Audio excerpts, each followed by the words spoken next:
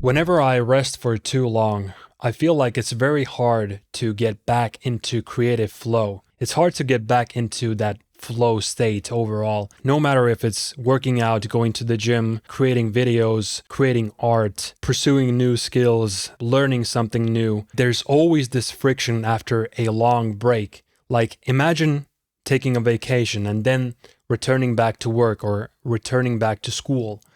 It feels heavy, it feels uncomfortable, it feels like very sluggish and stuff like that. It feels like you lost touch with what you were doing. And so resting for too long becomes problematic because it makes you feel like you're falling behind.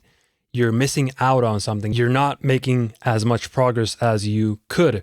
And that might make you even feel like quitting, you know? You're wasting all this energy into regretting that you're not being active. And that's also where people are developing this mindset that, I'm wasting time anyway, so might as well waste it all. That becomes very toxic, obviously, because self-development and life maxing, in a sense, is about speed. And it's about speed in a sense that you have to experiment very quickly in this modern world. That's how things just are nowadays.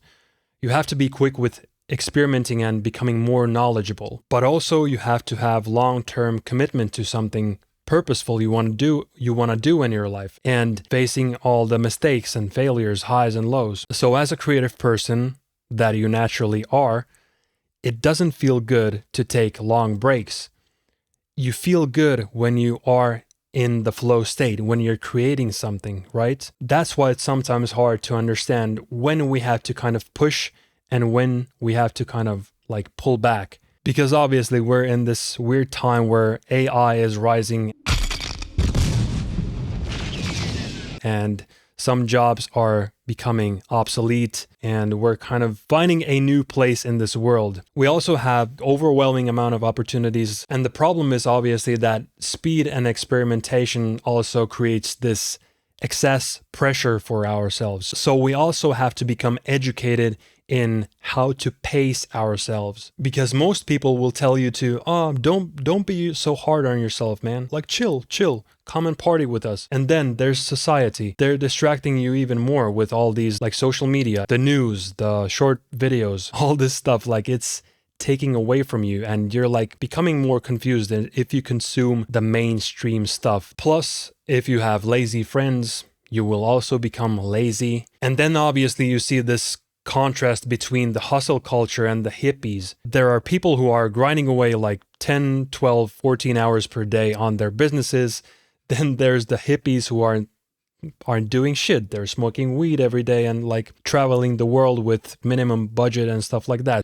Chill, man, bro. Don't worry about the material. The grass is yours. So it's no wonder it becomes very confusing to decide which side you want to take, which beliefs you want to adopt, which beliefs you want to further develop. It's kind of a big deal, you know, it's an investment. You want to know where you're investing your time, energy, and focus, obviously. So this kind of uncertainty that's happening in the world right now is kind of making us hesitate, you know? We're taking these overly long breaks. We're not deciding concretely what we want to do. We're not intentional about our pursuits, our purpose. It becomes hard to decide what do you want to do because, let's be honest, if you're consuming all this like crazy stuff you see on social media, it creates a unnatural amount of emotions in you. This overwhelming amount of information that's coming toward your face 1,000 miles per hour, it's making you even more confused because you're experiencing all these different emotions and sparks of inspiration. Then the next second you're feeling doubt. You know, you're feeling all these like hybridized, like crazy ADHD emotions that are contradicting themselves, and that's making us very hesitant. That's draining our energy and making us like take these overly long breaks, and this makes us think for too long and not act as quickly as we should. So if you often find yourself taking these overly long breaks, you know deep inside that you're procrastinating, then you start having these doubts about what you actually want to pursue, what you want to do with your life. You slowly fall into these bad habits and behaviors again. So that's a state you obviously want to avoid, and you want to stay in this creative flow state for as long as possible, you know?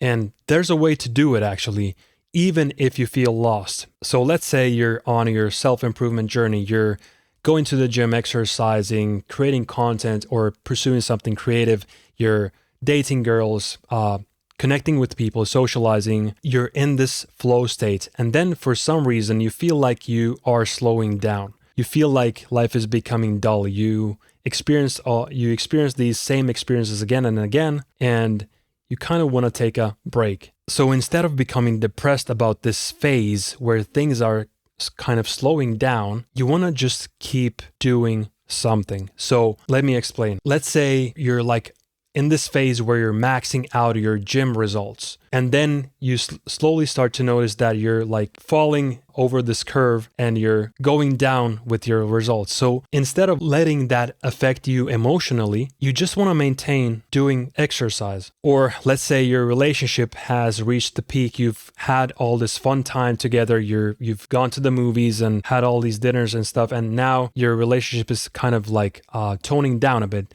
You still want to be active. You still want to give flowers. You still want to give compliments to your partner. You still want to be like active. Being active will not let the thing die completely. You understand? The same thing with creative pursuits. If I run out of ideas to talk about, for example, then I want to target my creative energy into something else. Or I want to create a video talking about something, talking about my feelings.